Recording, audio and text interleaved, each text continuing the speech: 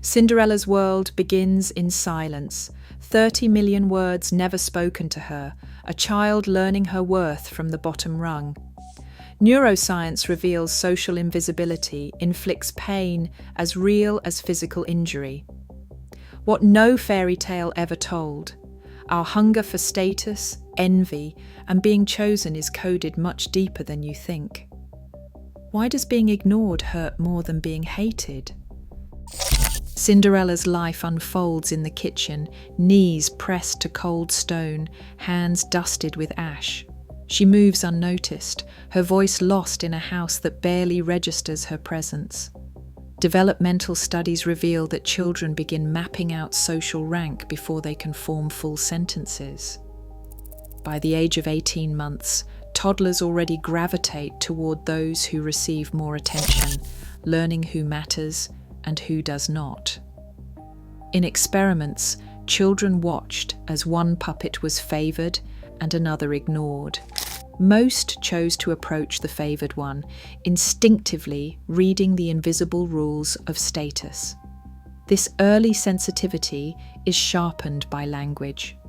In homes where words flow freely, children hear over 2,000 utterances every hour. In quieter rooms, that number drops to just over 600. By age 3, the gap stretches to 30 million words. Fewer words mean fewer invitations to join, fewer chances to be noticed.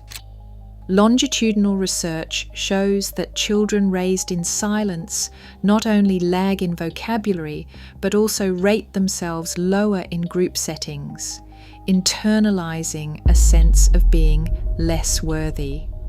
Cinderella's rags and isolation are more than symbols. They are the outcome of a social script written in early childhood where attention and language become currency, and those at the bottom learn to expect nothing. The kitchen becomes both her world and her cage, shaping a self that waits, unseen, for someone to call her name. Ignored faces and silent rooms do more than bruise the ego, they leave marks in the body and brain.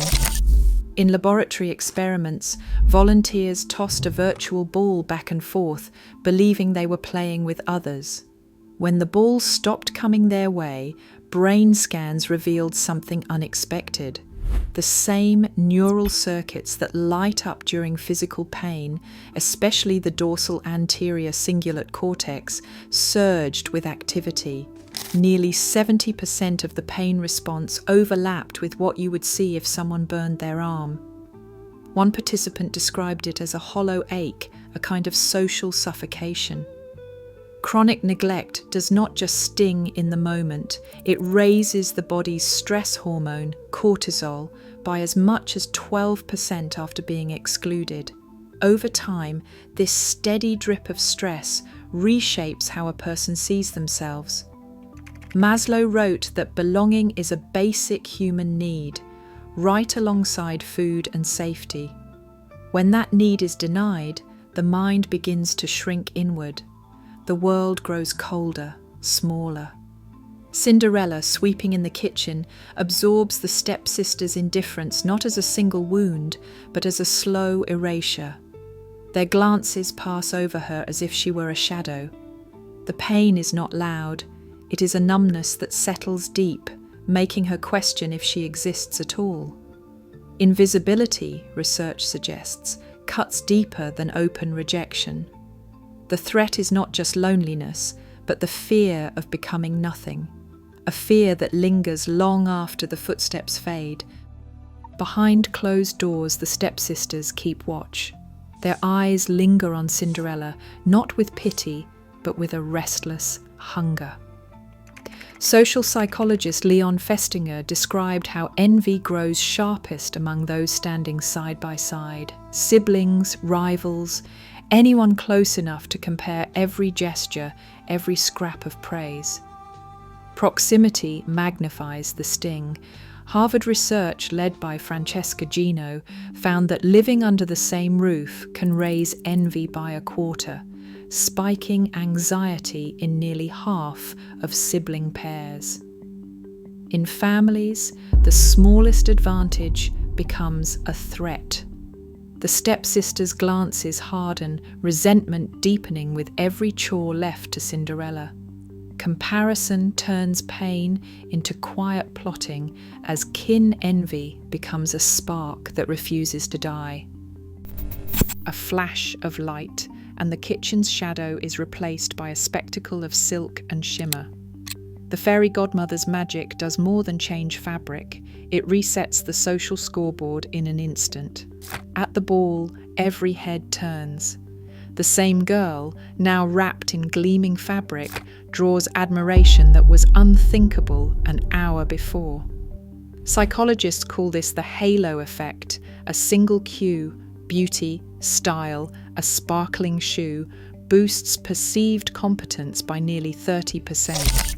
Sociologist Pierre Bourdieu named this symbolic capital, the invisible currency that transforms how others measure worth.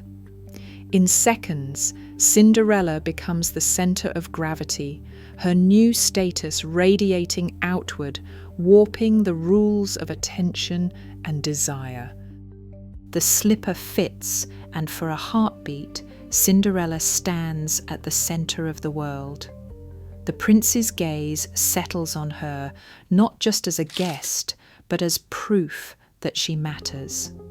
In that instant, the brain releases a surge of dopamine, the same reward that comes from food or shelter, echoing an ancient code. Chosen means safe. Midnight strikes and the spell fractures. Silk dissolves to rags, the carriage shrinks to a pumpkin, and admiration evaporates. Research on status loss finds that when symbols disappear, half of one's allies vanish too. The ballroom's warmth turns cold. What seemed like belonging was only ever borrowed.